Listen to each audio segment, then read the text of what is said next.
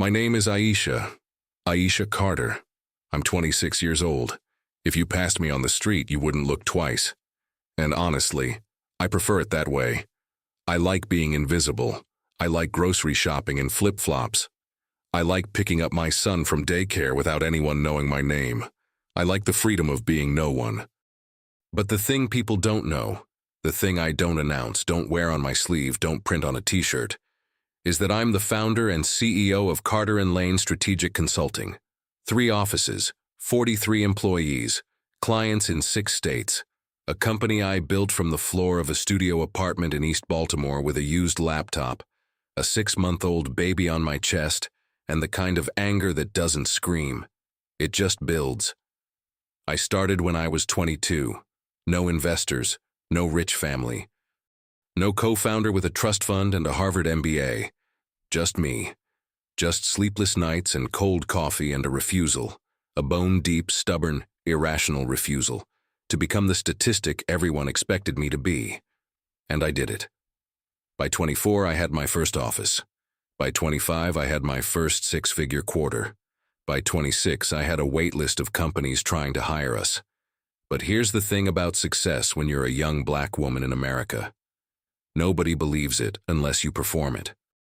Unless you show up in the heels, in the blazer, in the car, with the watch, with the attitude. Unless you walk into a room and make sure every single person knows exactly how much you're worth before they get the chance to decide you're worth nothing. And I refuse to do that. I refuse to dress for other people's respect. I refuse to prove my value to strangers.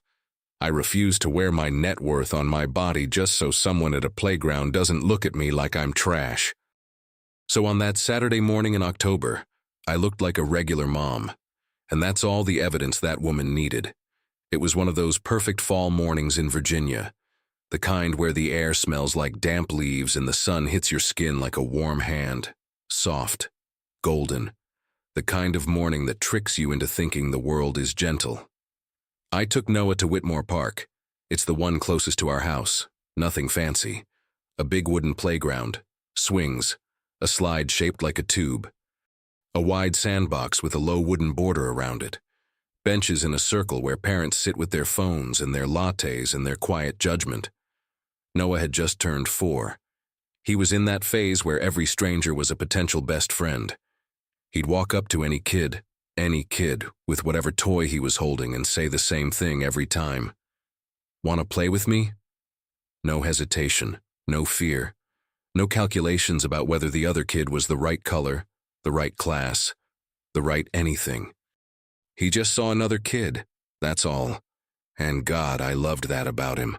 I loved it so much it made me ache because I knew the world was going to try to take that from him one day. I just didn't think it would be today. We got there around 10. The park was full, maybe 10, 12 kids. Parents scattered on the benches. A couple of nannies near the swings. A dad pushing a toddler on the baby slide. Normal. Easy. Saturday. I sat down on a bench toward the back under a big oak tree that dropped acorns every time the wind blew. I pulled out Noah's juice box, poked the straw in, set it on the bench next to me, took a sip of my coffee, crossed my legs, breathed. Noah ran straight for the sandbox, and that's where he saw the boy. Blonde hair, maybe 5 years old, blue eyes the color of a swimming pool. He was kneeling in the sand, very seriously building something with a bright blue bucket, focused. Tongue poking out the side of his mouth. A kid on a mission. Noah sat down right next to him, close, the way kids do when they haven't yet learned that the world wants them to keep their distance. He watched the boy for a few seconds, then he pulled out his own bucket, the little red one we'd brought from home, and started copying him, scooping sand, packing it, flipping the bucket over, trying to make a castle. The blonde boy looked over. Noah looked back. And then the boy smiled. It was one of those real, unguarded, full-face kid smiles, the kind that hasn't been trained out of someone yet, the kind that doesn't carry conditions. He pushed his blue bucket toward Noah and said, "Here, this one makes the big towers." Noah's eyes went wide, like he'd just been handed a treasure. He took the bucket. And just like that, they were a team. Two little boys on their knees in the sand, laughing, building, knocking things down and starting over. Bumping shoulders. Making sound effects. Being exactly what kids are supposed to be. I sat back on the bench. I felt my shoulders drop. I felt my jaw unclench. I didn't even realize how tight I'd been holding my body until I let it go. I watched them, and I felt something warm spread through my chest. That feeling you get when the world, just for a moment, shows you that maybe it's not as broken as you thought. I closed my eyes. Let the sun sit on my face. Listened to Noah's laugh. That high, breathless, hiccuping laugh that I'd do anything to protect.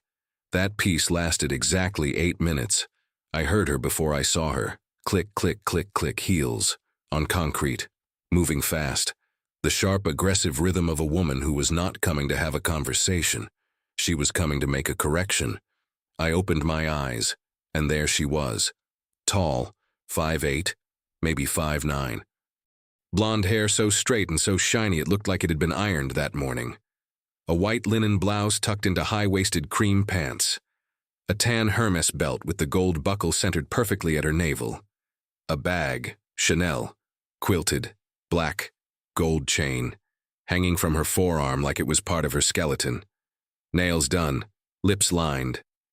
Perfume so strong I could smell it from my bench. Something floral and expensive and aggressive, like it was designed to announce her presence before she even opened her mouth. Her name, I'd find out later, was Megan Whitfield. But right then, she was just the woman walking toward my son like he'd done something wrong. She stopped at the edge of the sandbox, feet planted, one hand on her hip, the other adjusting her sunglasses on top of her head. She looked down at the two boys playing. Her eyes moved from her son to Noah to the shared bucket between them, and then she looked at me. It wasn't a glance. It was an inspection, slow, deliberate. She started at my sneakers and moved up, the leggings, the plain t-shirt, the ponytail, the face, the skin. She held my gaze for exactly 2 seconds, and then something shifted in her expression. Something settled. Like she'd completed a calculation and arrived at an answer. Like she'd run my entire existence through some internal algorithm and the result had come back. Insufficient. She turned back to the sandbox. "Ethan." Her voice was sharp, controlled, the kind of voice that's used to being obeyed immediately. The boy looked up, sand on his knees, a smile still fading from his face. "Come here, right now." "But Mom, we're making a—" "I said now, Ethan, don't make me say it again." The boy stood, slowly, confused. He looked at Noah the way you look at someone when you're being pulled away from something good, and you don't understand why. Noah looked up at him, still kneeling, still holding the blue bucket. "Where are you going?" Noah asked. Simple, innocent. A question that deserved a simple answer, but the answer didn't come from the boy. It came from her. Megan grabbed Ethan's arm and pulled him close to her body. She leaned down, eye level with him. And she said, not whispering, not even trying, she said, "I've told you about this. You don't just play with anyone. Look at him. Look at his clothes. Look at his mother. You don't know where they come from. You don't know what kind of people they are." She said people the way someone says insects. My blood turned to ice. Every muscle in my body locked. The juice box in my hand made a crunching sound because I'd squeezed it without realizing. And then she stood up straight, pulling Ethan behind her, and she turned to me. Fully. Shoulders squared, chin lifted. The posture of a woman who believed she was untouchable. "You should probably keep a closer eye on your son. Not every parent is comfortable with that." She waved her hand vaguely toward Noah, a lazy, dismissive gesture, like she was shooing away a stray dog. "That." She called my son that. I opened my mouth, but nothing came out, not because I didn't have words. I had 1,000 words, 1,000,000. I had a fire climbing up my chest so fast it burned the back of my throat. But my son was watching me. He was still on his knees in the sand, his little hands frozen, his lips slightly parted. His big brown eyes locked on my face with the kind of focus that told me everything. He didn't understand the words, but he understood the feeling. He could feel it. The way kids feel thunderstorms before they hear thunder. He knew something bad was happening, and he was looking at me to tell him it wasn't. So I swallowed the fire. I swallowed every single word I wanted to scream, and I stood there, silent, shaking, holding a crushed juice box while a woman in a Hermes belt told my son he wasn't worth the sand he was sitting in. But here's where it gets worse. Because Megan didn't just walk away. She didn't just take her son and leave and let me have the dignity of falling apart in private. No. She turned to the other mothers on the benches. The ones who'd been watching. The ones who'd heard everything. The ones whose eyes were wide and whose mouths were slightly open but whose feet were glued to the ground.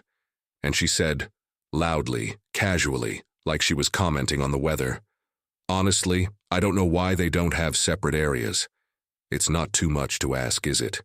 You bring your kids to a nice park and you have to deal with this." She gestured toward us again. Me and Noah, a package, a problem to be managed.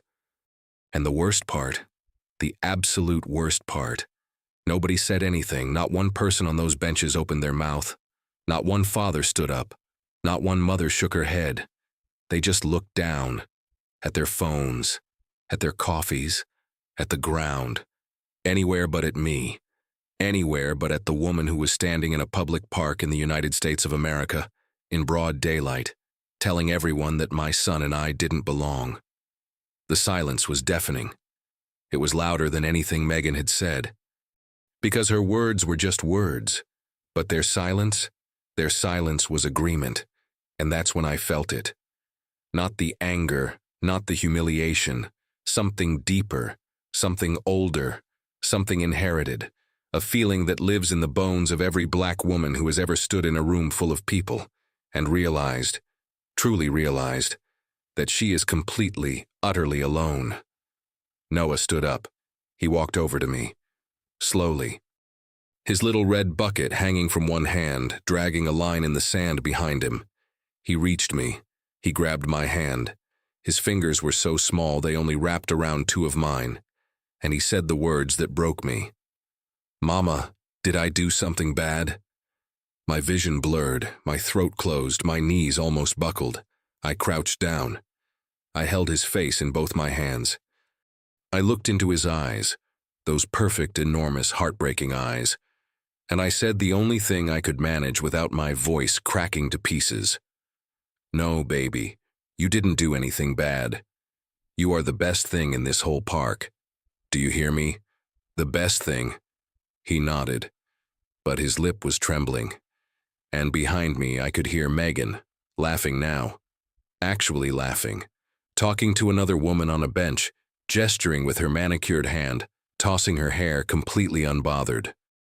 Like what she'd just done was nothing, like we were nothing. I picked Noah up, his legs wrapped around my waist, his face buried in my neck. I could feel his breath on my skin, warm, fast, scared. And I walked. I walked past the benches, past the silent parents, past the woman feeding pigeons who looked at me with something that might have been pity, but was definitely not courage. I walked to the parking lot. I opened the car door. I buckled Noah into his seat. And then I sat in the driver's seat, closed the door, gripped the steering wheel with both hands and let the tears come. Not soft tears, not movie tears. Ugly tears. The kind that come from somewhere so deep you didn't even know that place existed. The kind that make your whole body shake. The kind that taste like every time someone looked at you and decided who you were before you even had a chance to speak. Noah was quiet in the back seat. I could see him in the rearview mirror.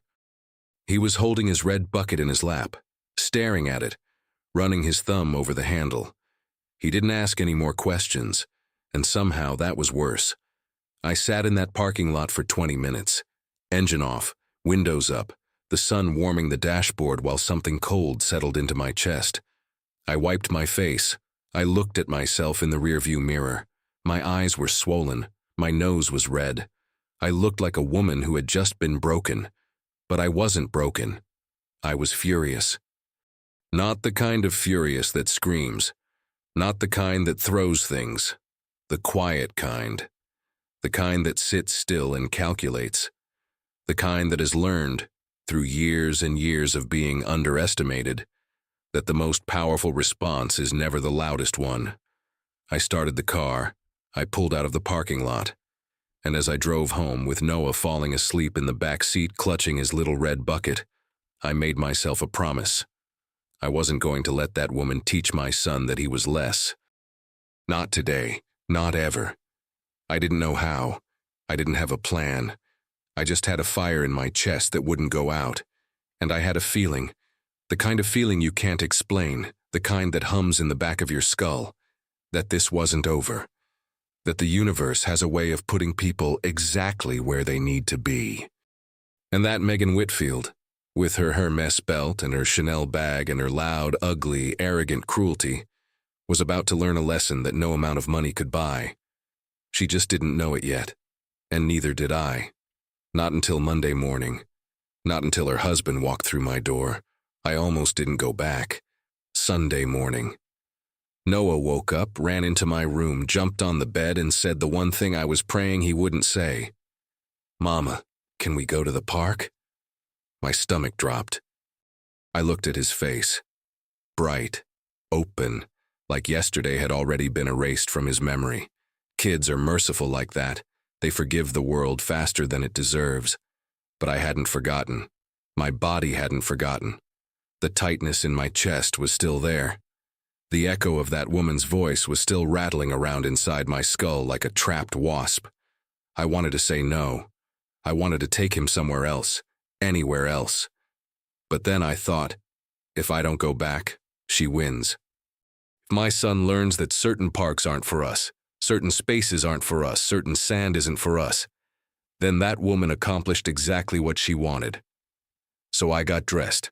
Same leggings, same sneakers. I looked at myself in the mirror and almost reached for a nicer top, almost put on earrings, almost tried to look like someone Megan Whitfield might consider worthy of sharing a public park with. And then I stopped. No. I refuse. We got to Whitmore Park at 10:15. The second I stepped through the gate, my pulse spiked.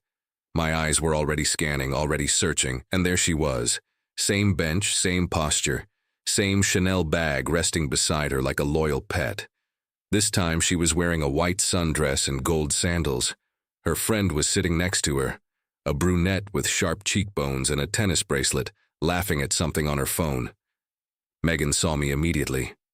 I watched her eyes register my face. I watched the corner of her mouth curl. Not a smile, a recognition, like she was pleased I'd returned, like I was entertainment. I sat down on a bench across the playground, far from her. I set Noah down. He ran for the swings. Good. Away from the sandbox. Away from Ethan. Safe. For about 12 minutes, nothing happened. Then Noah got off the swings and wandered toward the slide. Ethan was at the bottom of the slide. They saw each other. And because kids don't carry grudges they were never taught to carry, Ethan waved. Noah waved back. They started running together.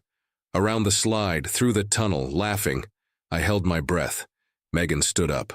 Here we go. She walked toward them. That same deliberate walk, those same clicking steps.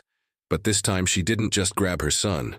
She stopped directly in front of me, blocking my view, casting a shadow over my bench. Her friend followed, standing just behind her right shoulder like a lieutenant.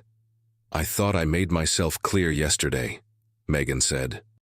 Arms crossed, voice flat. I don't want your child near my son. It's a public park, I said. My voice came out steadier than I expected. I have every right to be here, so does my son. She tilted her head, slowly, the way people do when they're pretending to be patient with someone they consider beneath them. Look, I'm going to be honest with you because clearly no one else will. She leaned closer. Her perfume hit me like a wall. This park, this neighborhood, it has a certain standard, and I've spoken with some of the other moms. We all feel the same way. We don't know you, we don't know where you come from, And frankly, we'd all feel more comfortable if you found somewhere more appropriate. The brunette behind her nodded. Actually nodded. Like Megan was speaking objective truth. My hands were shaking. I pressed them flat against my thighs so she wouldn't see. More appropriate, I repeated. Yes, I'm sure there are parks closer to wherever you live. Parks where your son would fit in better, with kids more like him. She said it so casually, so smoothly. Like she'd rehearsed it. Like she was doing me a favor. Like she was a kind woman offering helpful directions to someone who'd wandered too far from where they belonged. Kids more like him, I said. What does that mean? She exhaled, a sharp, annoyed breath through her nose. Don't do that. Don't make this into something it's not. I'm just saying that every child has a place where they're comfortable, and this clearly isn't it for yours. My son was perfectly comfortable until you opened your mouth. Her jaw tightened. Her friend put a hand on her arm, not to stop her, but to back her up, a gesture that said, I'm with you. Megan uncrossed her arms and took a step closer, close enough that I could see the tiny vein pulsing at her temple. Let me make this very simple, she said, her voice dropping to something low and venomous. My husband just got a very important new position. We moved to this neighborhood for a reason, and I am not going to let my son's environment be compromised because you think you can just show up wherever you want and act like you belong. She looked at me the way you look at something stuck to the bottom of your shoe. You don't belong here.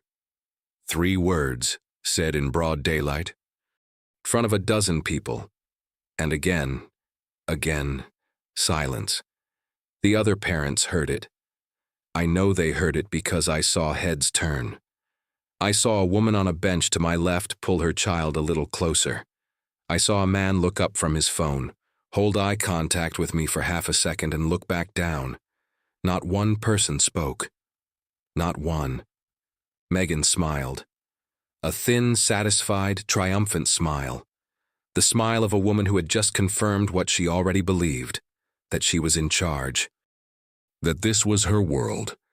That people like me were guests in it and our invitation had been revoked. She turned to walk away. Her friend followed. And as she walked, she said, over her shoulder, loud enough for everyone, some people just don't know their place. Noah ran up to me, sweaty, out of breath. He'd been playing on the other side and hadn't heard the words. But he saw my face. Kids always see your face. Mama, are you sad? I picked him up, held him so tight he squirmed. No, baby. Mama's fine. But I wasn't fine. I was vibrating. Every cell in my body was screaming. My throat was raw from swallowing words I wanted to hurl at her like bricks. I carried Noah to the car. Again. Buckled him in. Again. Sat in the driver's seat staring at nothing. Again. But this time I didn't cry. This time something different happened. Something clicked. She'd said her husband just got a new position. Important. That they'd moved to this neighborhood for it. My neighborhood. The neighborhood where the only major company that had made a high-level hire in the past 2 weeks was mine. Carter and Lane. My company. I pulled out my phone, opened my email, scrolled to the latest HR onboarding report from Friday afternoon. New hires starting Monday. And there it was. One name, one face, one man, Derek Whitfield, Senior Strategy Consultant. Start date, Monday. I stared at the screen. I looked at his photo, clean cut, square jaw, blue eyes, Ethan's eyes. I put the phone down. I looked at my son in the rearview mirror, quietly holding his red bucket, tracing the handle with his thumb, the same way he'd done yesterday. And for the first time in 2 days, I smiled. Not a happy smile, not a kind smile. The smile of a woman who just realized that the universe doesn't forget. It doesn't forgive. And it has a sense of timing that borders on divine. Monday was coming, and Megan Whitfield had no idea what was walking toward her. I didn't sleep Sunday night. Not because I was upset, not because I was replaying Megan's words in my head, although they were still there, circling like vultures. I didn't sleep because I was thinking, lying in bed, staring at the ceiling, listening to Noah breathe through the baby monitor on my nightstand. That soft, steady, trusting sound. The sound of a child who still believes the world is safe because his mother told him so. And I was asking myself one question. What do I do with this? Because here's the thing nobody tells you about power. Real power. The kind that doesn't come from a title or a bag or a husband's job. The kind that comes from building something with your own hands, from your own mind, with your own sweat. It's not loud, it doesn't announce itself. And when the moment comes to use it, you have to decide what kind of person you are. I could destroy Derek Whitfield's career before it started. One email, one phone call. I could tell HR to rescind the offer. I could make up a reason. Budget cuts, restructuring, a failed background check. Nobody would question me. Nobody would know.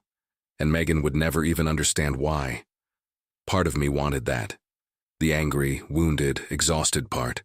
The part that could still hear her voice saying, "You don't belong here." The part that could still see my son's trembling lip. That part wanted blood. But the other part of me, the part my grandmother built, the part that was raised on church pews and kitchen table lectures about dignity, that part knew better. If I fired Derek before he even started, I'd be punishing a man for his wife's sins. I'd be doing to him what Megan did to me, judging someone by association, by proximity, by the person standing next to them, and I refuse to become what I hate. So, I made a different decision. I would let Derek start. I would give him every fair chance. I would treat him the way I treat every employee, with respect, with expectation, with accountability. But Megan was going to learn exactly who I was, not through revenge, not through cruelty. Through the simple, devastating, unbearable weight of the truth, I just had to wait for the right moment. Monday morning, 7:45. I pulled into the parking garage at Carter & Lane's main office in Arlington. My office is on the 4th floor, corner. Glass walls. A view of the city that still makes me pause sometimes because I remember the apartment where I started. A kitchen table covered in papers, a baby crying and a bouncer on the floor, and a dream that everyone said was too big for someone like me. I got out of the car. Navy blazer, white silk blouse, black trousers, heels, my hair down straight falling just past my shoulders. Earrings my mother gave me before she passed, small gold hoops that I wear every time I need to feel her close. Today I looked like a CEO. Today I needed to. I walked through the lobby. The receptionist smiled. "Good morning, Ms. Carter."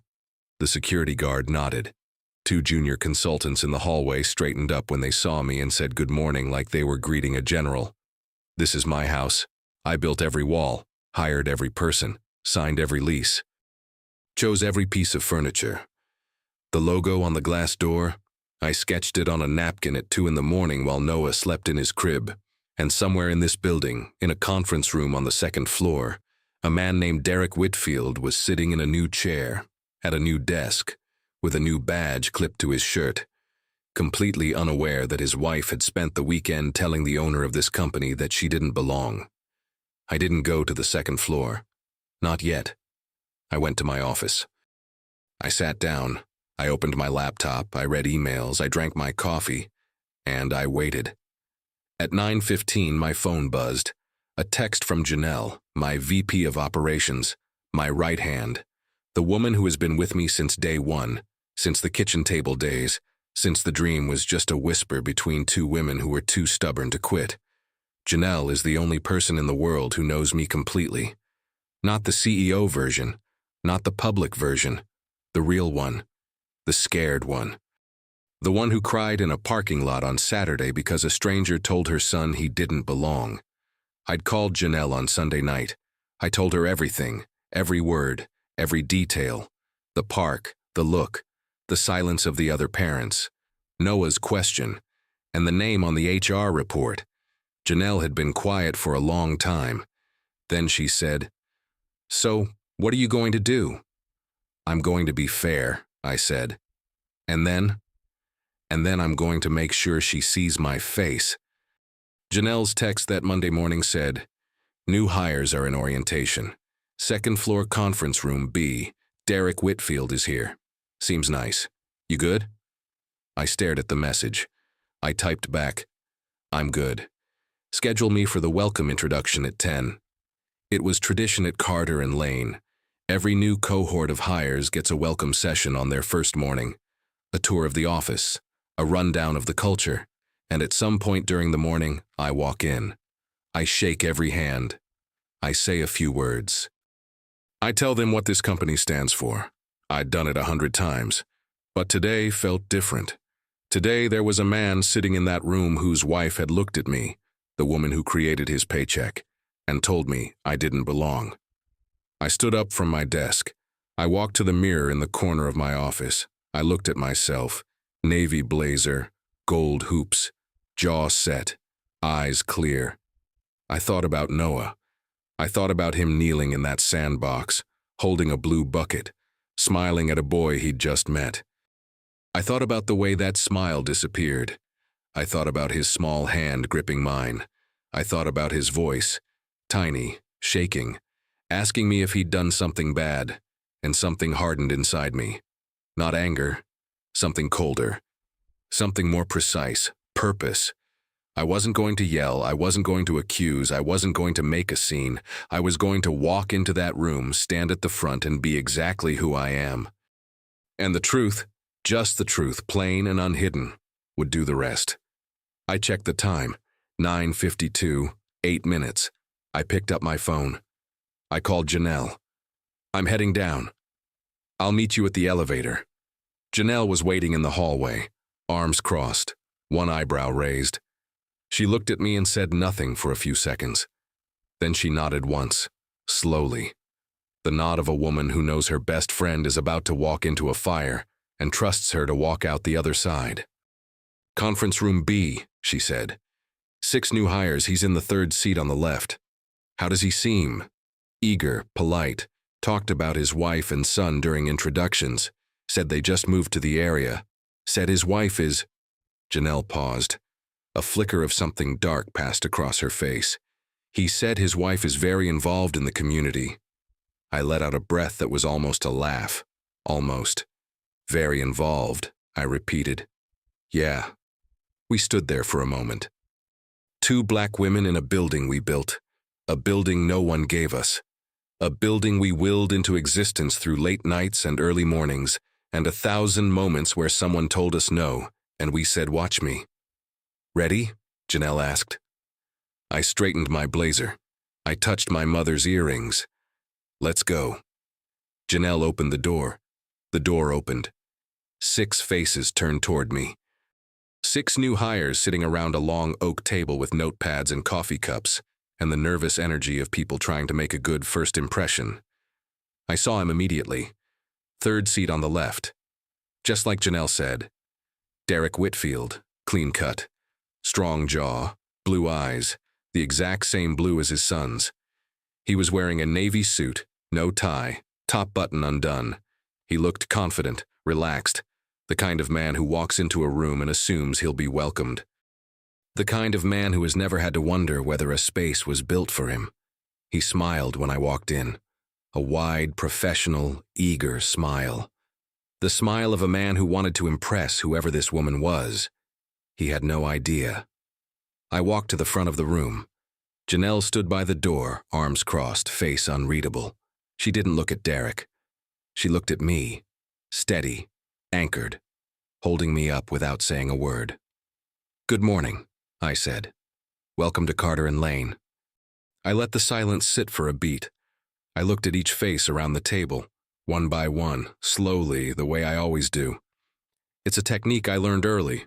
When you hold someone's gaze for just a second longer than expected, they remember you.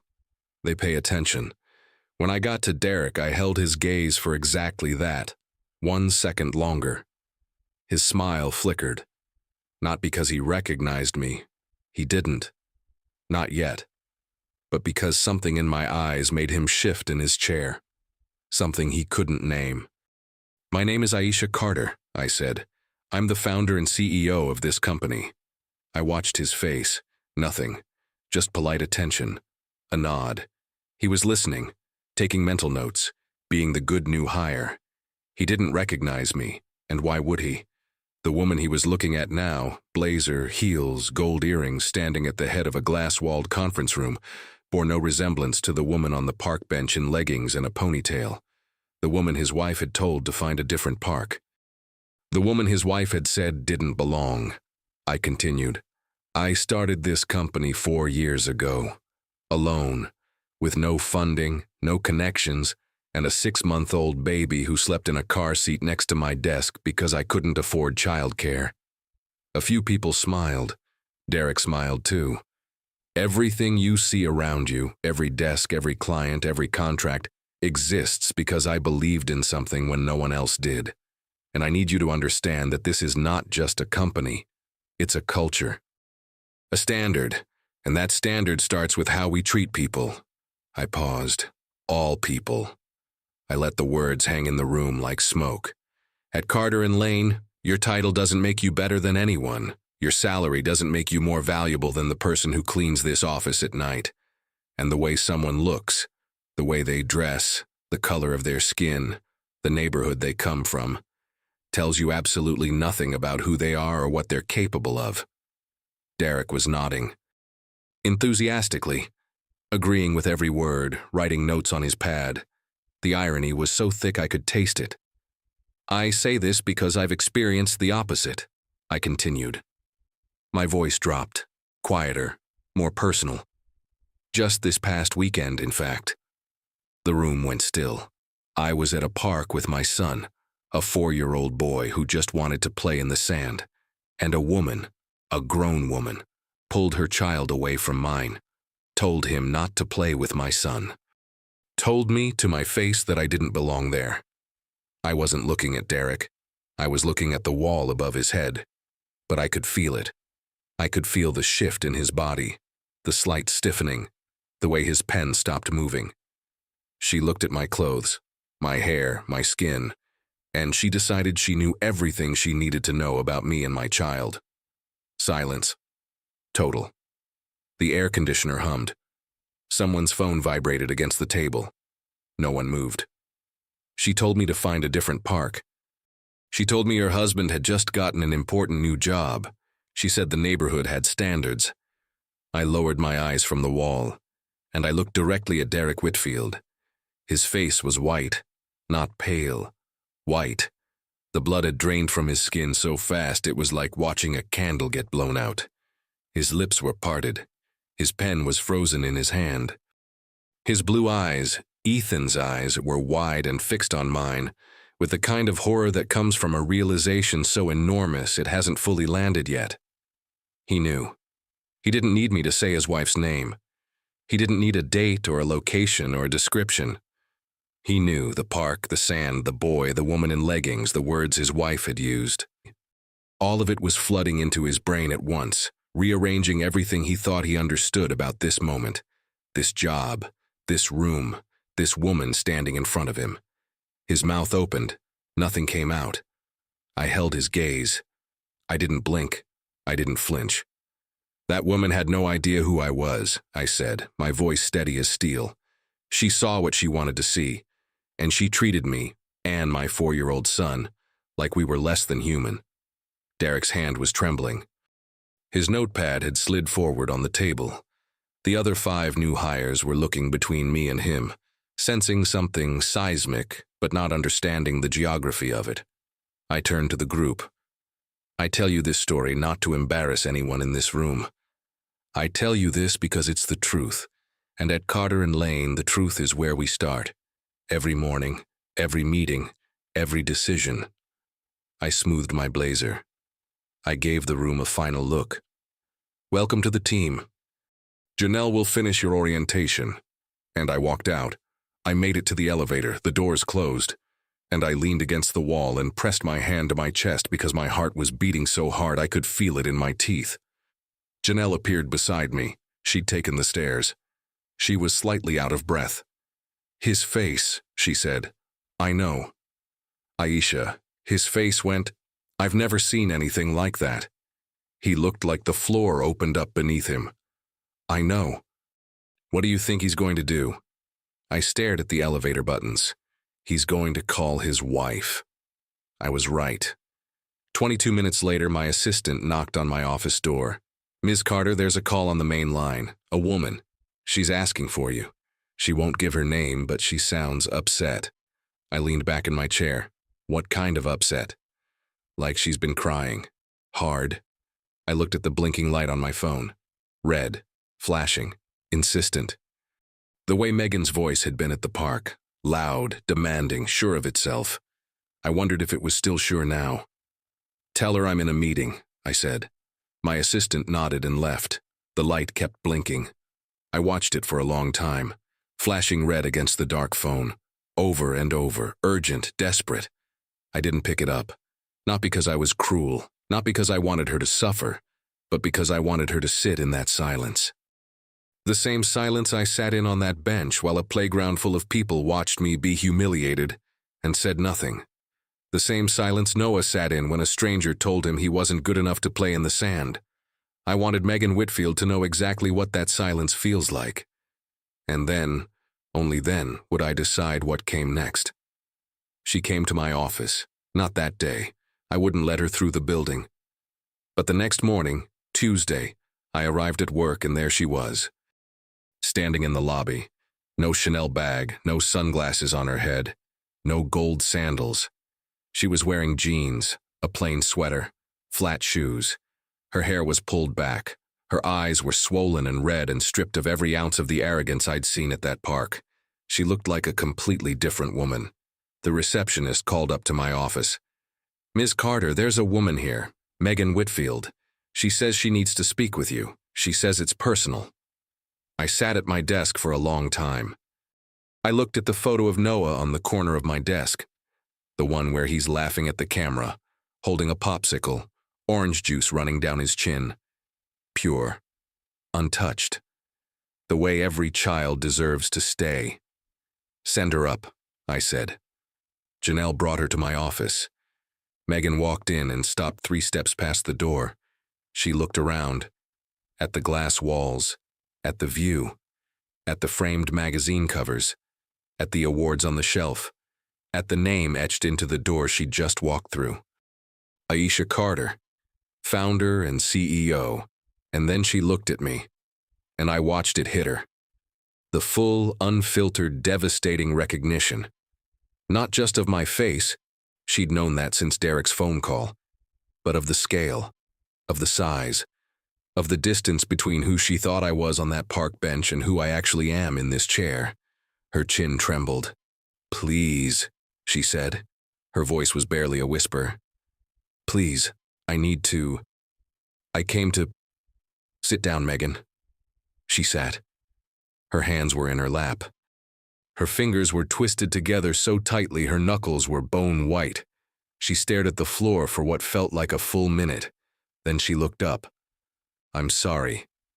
2 words, small, cracked, delivered with the shaky breath of a woman who had spent the last 24 hours watching her entire world tilt on its axis.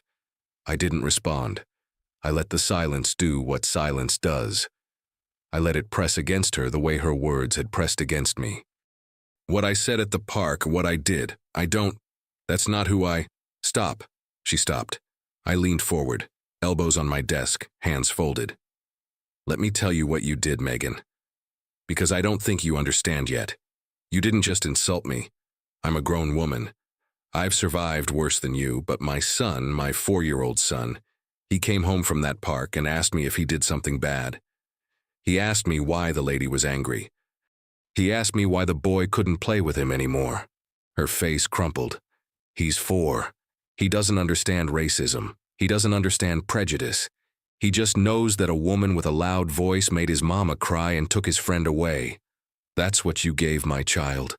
That's what you put inside his memory, and no apology, no amount of sorry, takes that out." Tears were streaming down her face. She didn't wipe them. "I wasn't going to," she started. "Derek called me and I couldn't breathe, I couldn't.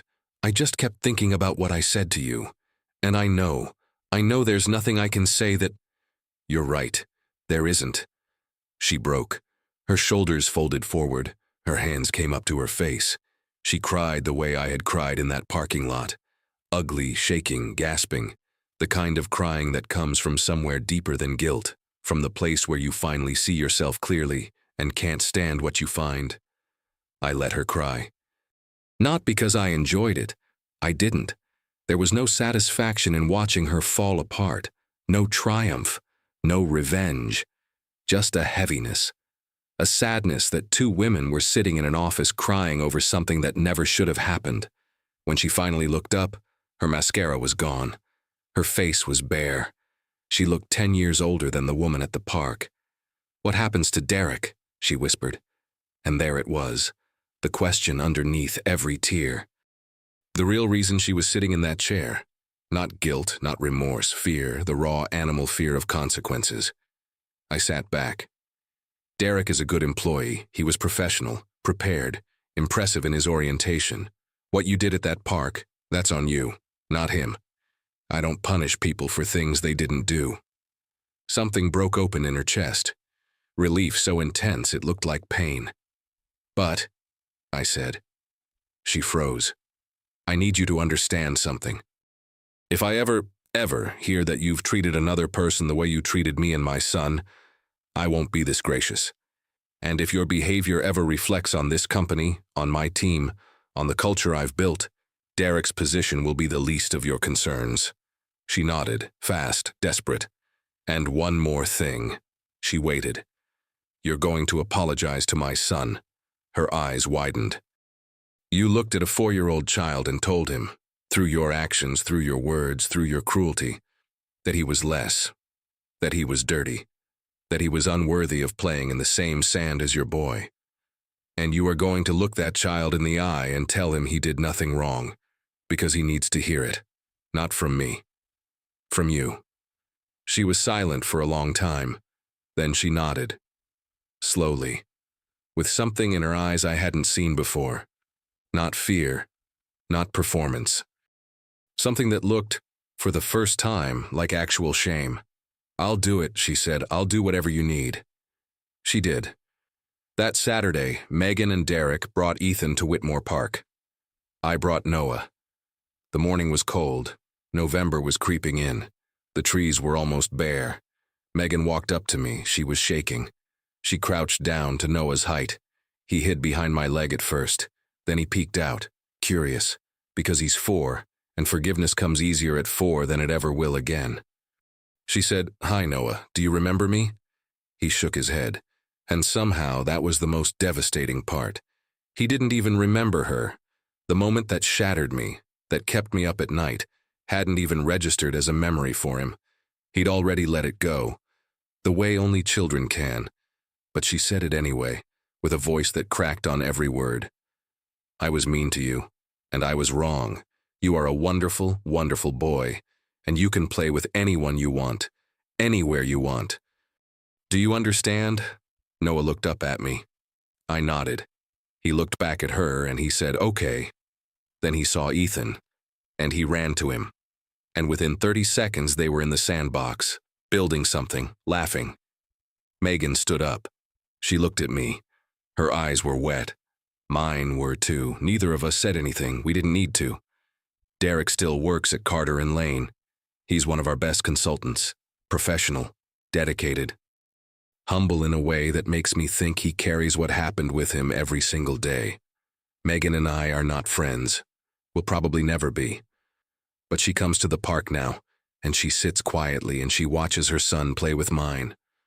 And sometimes, not always, but sometimes, she nods at me from across the benches. And I nod back. Because this was never about revenge. It was never about power. It was about a little boy in a sandbox who just wanted to play.